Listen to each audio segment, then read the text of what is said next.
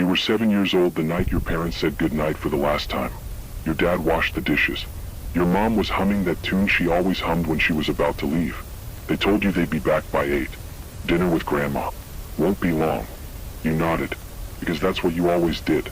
Even though you didn't like when they left after dark. They kissed your forehead, pulled the blanket to your chin, promised to check on you as soon as they got back. You believed them. You always did. You stayed in bed like a good kid. The house settled. The fridge sighed. The clock ticked too loud. You stared at the ceiling and counted. 1, 2, 3. By the time you reached 300, the house felt different. Heavier.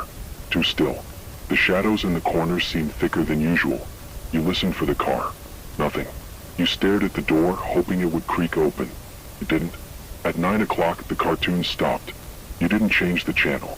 You didn't touch the remote. The TV screen blinked to static. You sat up in bed. The house hummed low and steady. Then, a voice. From the television. Sweetheart. Your mom's face faded into view. Grainy, blurred around the edges. But it was her. Same eyes. Same smile. Same voice. We're home. You called out. Where are you? Your voice too small in the empty house. The static flickered. Your dad appeared beside her. He waved. Right here. Can you see us? The bear sitting at the end of your bed shifted. You could have sworn it moved just a little. You asked them why the TV was on. To talk to you. We had to use this way. Their smiles never changed. Frozen. Too wide. Your dad's head tilted left, slightly too far. Like his neck had forgotten what to do. Your mom blinked, slow and uneven as if remembering how. It's cold out here, she said. Be a good kid. Open the door. You left the bedroom. The house was colder now. Not window open cold. A kind of deep, wet cold. Like a damp basement. The lights wouldn't turn on. The floor creaked beneath your feet, but not in the usual spots. You reached the living room. The TV kept flickering. Your parents' faces still there. Their voices calm. Open the door. You asked why. So we can come home.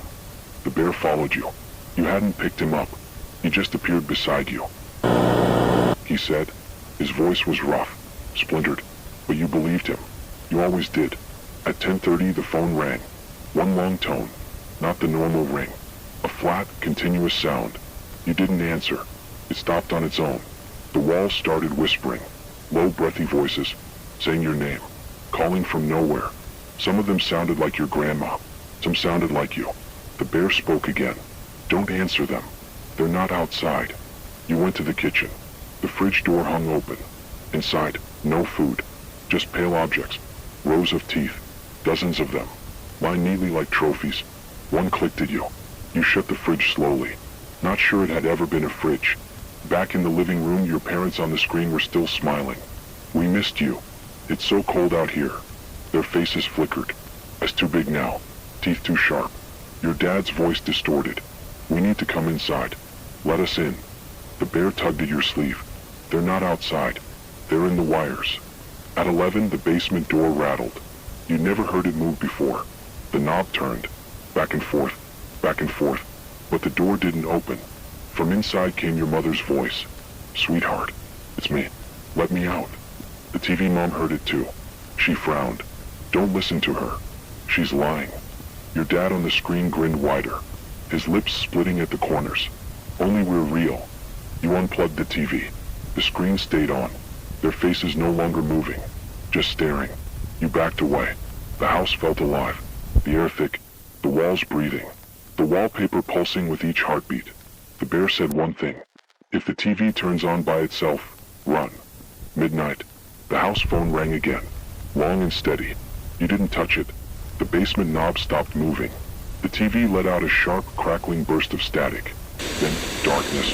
At 12:13, the screen flickered to life. You hadn't plugged it in. Your parents' faces were gone. In their place, a figure. Tall, thin, no face, but smiling. You felt it smiling. It whispered through the static. Come home.